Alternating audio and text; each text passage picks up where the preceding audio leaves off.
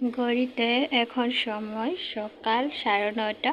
তো এই 9:30 থেকে আমি এখন ব্লগটা স্টার্ট করে দিলাম। মাত্র ফ্রেশ হয়ে নিয়েছি, তো নাস্তা খাওয়া এখনও হয় নাই, রান্না বান্না ঘরের কাজ সব কমপ্লিট। তো একটু ফ্রেশ হয়ে নিয়ে তারপর চুলগুলো আঁচড়ে নিচ্ছি। তো একটু ধীরে সুস্থে নাস্তাটা করব। তো ব্লগটা স্টার্ট করে দিলাম বন্ধুরা, সঙ্গে থাকো, চলো দেখতে থাকো।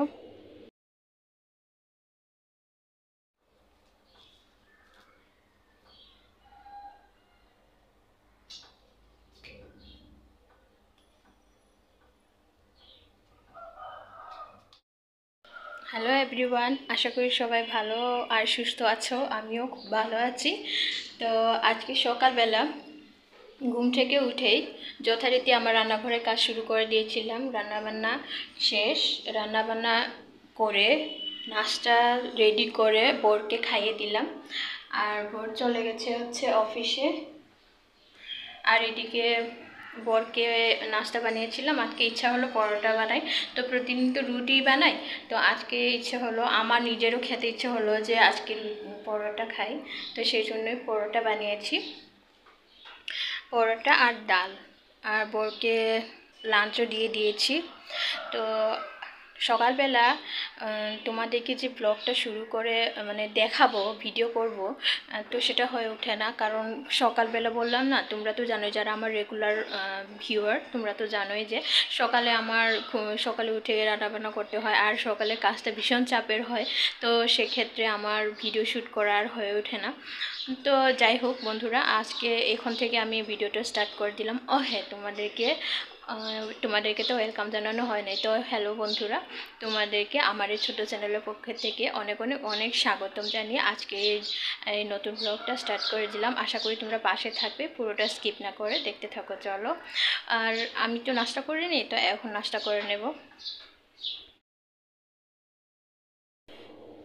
আজকে মন চাইলো যে পরোটা করি, তো বরকে খাইয়ে দিলাম।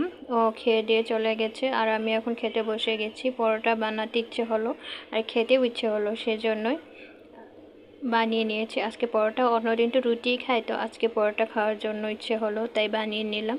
আর হ্যাঁ, আজকে পরোটা কিন্তু খুব একটা ভালো হয় নাই, কারণ খুব তাড়াহুড়োর মধ্যে বানিয়েছি, খুব একটা ভালো হয় নাই। তো কিছু করার নেই, যখন বানিয়েছি তখন তো খেতেই হবে, ঠিক না? তো পরোটা কিন্তু আমার ভীষণই প্রিয়। তো বন্ধুরা, তোমাদের কাছে পরোটা কার কাছে কেমন লাগে তো অবশ্যই জানিও। কারো কাছে হয়তো রুটি ভালো লাগে, কারো কাছে হয়তো পরোটা ভালো লাগে। তো আমার কাছে কিন্তু পরোটাটাই বেস্ট। রুটিও খাই, তবে ওটা আছে, পরোটাই বেশি ভালো লাগে।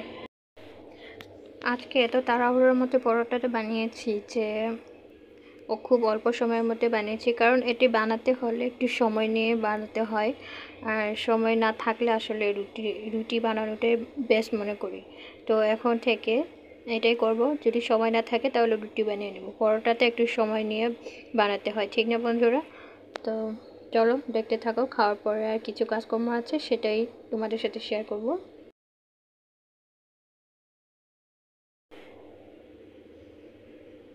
সন্ধ্যার সময় তোমাদের সাথে ব্লগ শেয়ার করার জন্য চলে এসেছি। তো এখন হচ্ছে সন্ধ্যা 7টা মতো বাজে। তো চাল ঢেলে নিয়েছি এই কন্টেনারে। আর এটি কিন্তু 25 কেজি ধরে না, আমরা তো সবসময় 25 কেজির বস্তা কিনি, তো এই কন্টেনারে 25 কেজি ধরে না, অল্প কিছু থেকে যায়। তো সেটাও রান্না করে নেব। আর এটা এখন রেখে দেব ঢাকনা দিয়ে।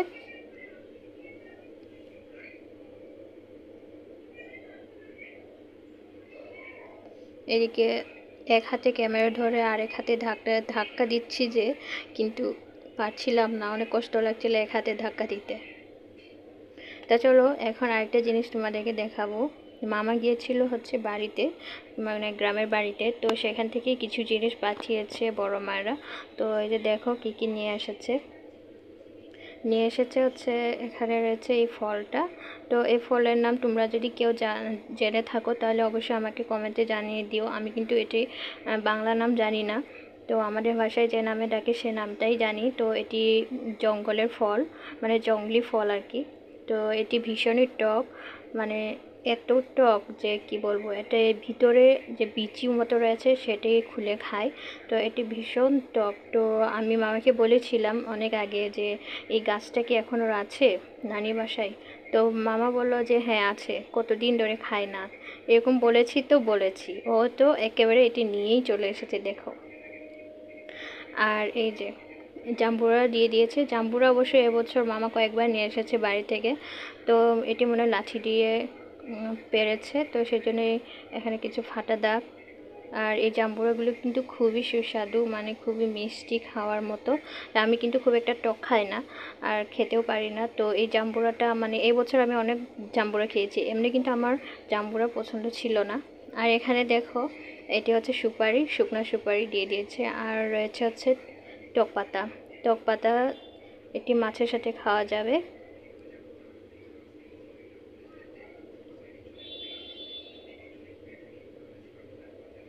আর এদিকে কি এনেছে দেখি। ও এটি হচ্ছে শুটকি মাছ। এটি ক্ষেত থেকে যে ধরে, মানে ক্ষেত থেকে মাছটা মেরে তারপরে ভালো করে রোদে শুকিয়ে শুটকি করেছে। এই শুটকিটা কিন্তু ভীষণই মজার। তো আমি যবে থেকে এনেছে তবে থেকে কিন্তু এটা খাওয়া শুরু করে দিয়েছি। আর এটি ভীষণই মজা, যে তরকারিতে দিলে অনেক সুস্বাদু। তো আসলে খেতে মাছ বলে কথা, ঠিক না? বাজারে যেগুলো পাওয়া যায় ওই শুটকিগুলো থেকে কিন্তু এই শুটকিটা ভীষণই মজা। আর খুবই ভালো লেগেছিলো আমার এই শুটকিগুলো। আর নিয়ে এসেছে হচ্ছে জলপাই। তো ভাবছি এটাকে আচার করব। আর গ্রামের জলপাই দেখো এখনও বড়ই হয়নি, এখনও ছোট ছোট রয়ে গেছে। তো দেখা যাক কি হয়, আমি আচার করব ভাবছি। যেই না এনেছে না খেয়ে কি আর থাকতে পারি। কালারটা দেখতে যেমন হয়েছে, খেতেও কিন্তু সেই সুস্বাদু, জানো তো। এটি যখনই এনেছে তখনই যেন আমি লোভ সামলাতে পারছি না, তো খাওয়ার জন্য রেডি হয়ে এনেছি। চলো আগে খেয়ে দিই, তারপরে হচ্ছে কথা। তো অবশ্যই খাওয়ার পরে রান্নাবান্না করতে হবে। তো চলো দেখতে থাকো বন্ধুরা।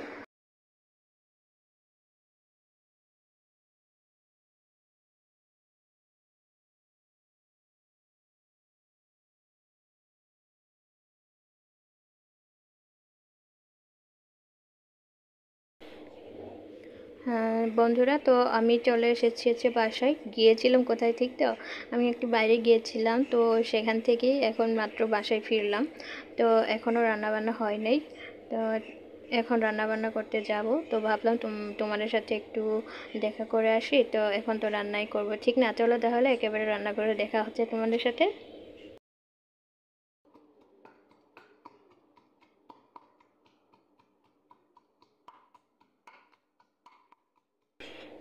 তো রান্নাঘরে এসে যথারীতি আমি ভাত বসিয়ে দিয়েছি। তারপর হচ্ছে এখানে আমি কিছুটা আদা আর রসুন এখানে পেস্ট করে নিচ্ছি। তো আমার তো ব্লেন্ডার নেই, তো ব্লেন্ডার না থাকার কারণে এখানে পেস্ট করে নিতে হচ্ছে। তো এই যে এখন রান্না করার জন্য কড়াইয়ের মধ্যে কিছু মানে তেল ঢেলে নিব, আর হচ্ছে লবণ হলুদ দিয়ে আলুটাকে একটু ভেজে নেব। কি রান্না করছি তাই তো, আমি রান্না করছি হচ্ছে কুচিয়া, আমার প্রিয় কুচিয়া মাছ আর হচ্ছে আলু। তো তোমরা তো দেখো আমি আলু দিয়ে রান্না করি না কুচিয়া মাছ, কিন্তু আজকে রান্না করতে হচ্ছে কারণ হচ্ছে কুচিয়া মাছ একটাই, তো আমরা তো 3জন মানুষ, ঠিক না?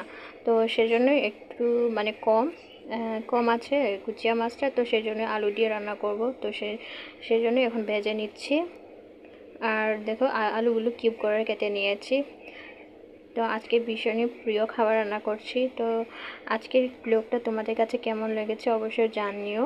এতক্ষণ ধরে সঙ্গে থাকার জন্য অসংখ্য ধন্যবাদ বন্ধুরা। এভাবেই সঙ্গে থাকো, সাথে থাকো। আর যারা তোমরা সাবস্ক্রাইব করে নিয়েছো অলরেডি, তোমাদেরকে অসংখ্য ধন্যবাদ।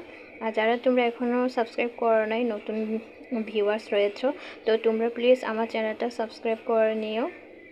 আর হ্যাঁ, যদি তোমাদের কাছে আমার ভিডিওটা ভালো লাগে আর অবশ্যই সাথে থাকো আর সঙ্গে থাকো। আজ এ পর্যন্ত বন্ধুরা, তোমরা সকলে ভালো থাকো, সুস্থ থাকো। আবার দেখা হচ্ছে আরেকটি নতুন ব্লগে। আর হ্যাঁ, যদি তোমাদের সাপোর্ট পাই, ঠিক আছে? তোমরা অবশ্যই সাপোর্ট করবে, এটা আমার আশা ও বিশ্বাস রয়েছে। তো আর কথা বাড়াবো না, চলো আজ এ পর্যন্তই, টাটা।